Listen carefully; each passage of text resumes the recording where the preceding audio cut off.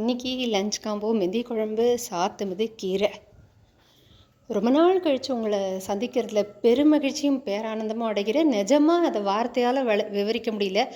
Daily பண்ணால் என்னடா இவ பண்ணதையே திரும்பி பண்ணிட்டு இருக்கான்னு ஒரு கோபம் வரும் இல்லை. அதனால தான் ஒரு பெரிய பிரேக் கொடுத்தேன். கீரையை இலையாக ஆஞ்சு பொடி பொடியாக திருத்தி நல்ல பெரிய பாத்திரத்தில் ஜலம் விட்டு நல்லா களைஞ்சி எடுத்துக்கோங்க. கொஞ்சம் இதில் உப்பு காரம் போடாதனால கொஞ்சம் உப்பை கம்மியாகவே போட்டுக்கோங்க. கம்மியாக ஜலம் விட்டு தளி பண்ணணும். நிறைய ஜலம் விட்டால் சில கீரை வகைக்கு அதுவே தண்ணி விட்டுக்கும். அதனால் நம்ம நிறையா தண்ணி விட்டோம்னா அதை திருப்பி தண்ணி வேஸ்ட் பண்ணுற மாதிரி இருக்கும். அதனால் நிறையா ஜலம் விட்டுறாதீங்க, கொஞ்சமாக விடுங்க.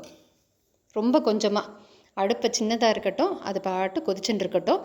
நெக்ஸ்ட்டு சாத்துமது கம்மியாக புளியை இது பண்ணிட்டேன். தக்காளி சீசன், தக்காளி மலிவாக இருக்கும் இல்லையா, அதனால் அந்த புளியும் தக்காளியும் அப்படியே மிக்சியில் போட்டு அடிச்சுட்டேன் ஃபுல்லாக. இந்த திருத்தி போட்டோம்னா குப்பை குப்பையாக வருது, எனக்கு வேண்டாம் உனக்கு வேண்டான்னு சொல்லி எதுக்கு இந்த வீணாக குடும்பத்தில் குழப்பம் அப்படின்னு சொல்லி போட்டு அரைச்சி போட்டுட்டேன். உப்பு, மஞ்சப்பொடி, சாத்துமது பொடி பார்த்தீங்களா கொஞ்சம் ஒன்றில் ஒத்தையாக ஒரு மாதிரி இப்படி தான் இருக்கும் எங்கள் அத்தை சாத்துமது பொடி. ரொம்ப நைஸாக இருக்காது.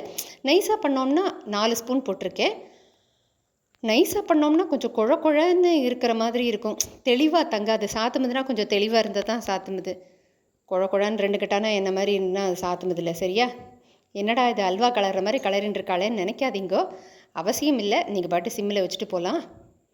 எதுக்கு பச்சை மிளகாயை காட்டுறேன்னா, எங்கள் ஆத்துக்கார் சொல்லுவார் ஒரு பச்சை மிளகா வாசனை இருந்தால் நல்லா இருக்கும்னு. அதனால் இது அவருக்காக கிள்ளி உள்ளே போட்டுட்டேன். ஓகேயா?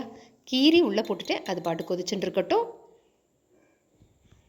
பருப்பு ஜலம் இருந்தால் பருப்பு ஜலம் கொட்டலாம். பருப்பு ஜலம் இல்லாதனால வெறும் ஜலத்தை விட்டே இறக்கிட்டேன். கொஞ்சம் நல்லா தலைன்னு கொதித்த உடனே கொத்தமல்லியை, ஏண்டி இதெல்லாம் மாடி இப்படியே போடுவேன், ஏண்டி படுத்துறேன்னு கேட்காதீங்கோ. எங்கள் ஆற்றுல ஊரில் உலகத்தில் இருக்கிற குப்பையெல்லாம் என் இலையில் கொண்டு போட்டேன்னு சண்டைக்கு வருவா. அதனால் இது நல்லா தலைன்னு கொதித்து ஆறின உடனே அப்படியே தூக்கி டிஸ்போஸ் பண்ணிவிடுவேன். அதனால தான் முழுசாக போட்டிருக்கேன். ஓகேயா? என்னடா அடுப்பு அணைக்காமல் தூக்கி அந்த பக்கம் வைக்கிறாளேன்னு பார்க்குறீங்களா? தேவையில்லாமல் அடுப்பு ஆன் ஆஃப் எல்லாம் பண்ண மாட்டேன். ஒரு தடவை அடுப்பு மூட்டினோமா ஃபட்டாஃபட் எல்லாத்தையும் முடிச்சுட்டு போயிடணும். கீரை பாட்டு கொதிச்சுட்டுருக்கு. புளியை ஊற வச்சுருக்கேன்னா, இது எங்கள் மாமியார் சொல்லுவா, கொஞ்சம் கொஞ்சமாக கரைச்சி எடுக்கணும், மொத்தமாக கரைச்சி எடுக்கக்கூடாது. புளியை நல்லா கரைச்சி எடுத்துட்டாச்சு. அடுப்பில் வச்சுருவோம். பெருங்காயம் வெறும் அதிலேயே போட்டு கொதிக்கிறத விட இந்த எண்ணெயில் போட்டு பண்ணால் கொஞ்சம் வாசனையாக இருக்கும்னு எங்கள் மாமியார் சொல்லுவாள். ஓகே? சே, ரொம்ப நல்லவளோ மாமியார் சொன்ன பேச்சு அப்படியே கேட்குறாளே, கிழிச்ச கொட்டை தாண்ட மாட்டேங்கிறாளே அப்படின்லாம் நினச்சின்றாதீங்கோ. நானும் கொஞ்சம் நல்லவ தான். ஓகேயா? குழம்புலையும் சாத்துமதுலையும் போட்டுட்டு அடுத்தது கடுகு,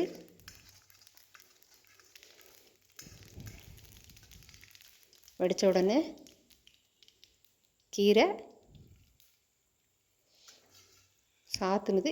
கொஞ்சம் எண்ணெயை வடிச்சிட்டு போடுறேன் சாத்துமதில். குழம்புக்கு அப்படியே எண்ணெயோடு தூக்கி போட்டுடலாம். மெந்தி குழம்புனால கொஞ்சம் எண்ணெய் இருந்துன்னா தப்பு இல்லை. இந்த கீரை இருக்குல்ல, கீரை, இதுக்கு தேங்காய் எண்ணெயில் ஜீரகம் திருமாறுனா சூப்பராக இருக்கும். ஜீரகமும் ஒத்த மிளகா வத்தலும். எங்கள் ஆற்றுல அப்படி தான் பண்ணுவாள். இங்கே பிடிக்காதுனால தேங்காய் எண்ணெயே கண்டா என்னை மண்டையில் குட்டிடுவா. அதனால் கடுகு உளுத்தம்பருப்பு மட்டும் திருமாறி இருக்கேன். சரியா? அடுத்தது மெந்தி குழம்புக்கு கொஞ்சம் கூட எண்ணெயை விட்டு கடலைப்பருப்பு, உளுத்தம்பருப்பு, மெந்தியம். மெந்திய குழம்பு. ஓகேயா? கடலைப்பருப்பு, உளுத்தம்பருப்பு, மெந்தியம், மிளகா வத்தல், ஒரு 4-5 மிளகா வத்தல். புரிய மாட்டேங்கிறதா? குழப்பறேனா? இல்லைப்பா, ஆரம்பத்துலேருந்து மறுபடியும் வந்து பார்த்துருங்கப்பா ப்ளீஸ்ப்பா. குழம்புல தூக்கி கொட்டுருங்கோ. உப்பு, மஞ்சப்பொடி. இதுக்கு வேறு எந்த எக்ஸ்ட்ராஸும் கிடையாது, எக்ஸ்ட்ரா ஃபிட்டிங்கும் கிடையாது. கொதிக்கட்டும். கொதித்த உடனே கொஞ்சம் ஜலத்தில் பத்திலா ஸ்பூனை பத்திலா மாவை கரைச்சி கொட்டியிருக்கு. அரிசி மாவு குழப்பில் இல்லை, அரிசி மாவை கரைச்சி கொட்டியிருக்கு. நீ கரைச்சி விட்டாலும் ஒரே மாதிரி தான் இருக்குது, கரைச்சி விடாட்டியும் ஒரே மாதிரி தான் இருக்குதுன்னு திட்டாதீங்கோ. எங்கள் ஆற்றுல இந்த கரண்டி இருக்குல்ல, இப்படி தூக்கி விட்டேன்னா நீங்கள் பார்த்தீங்களா, அதை தூக்கி விடும்போது சுத்துப்பட்டி 18 கிராமமும் உள்ளே தெரியணும். அப்போ தான் அதை குழம்புன்னு ஒத்துப்பா, இல்லாட்டி ஒத்துக்க மாட்டா. மெந்தி குழம்பு, சாத்துமது, கீரை சூப்பர் காம்பினேஷன். கல்யாணத்துக்கு 10 பொருத்தம் இருக்கிறத விட இது சூப்பரான பொருத்தம். புது பொருத்தம். கேட்டுக்கோங்க. மெந்தி குழம்பும் கீரையும் போல.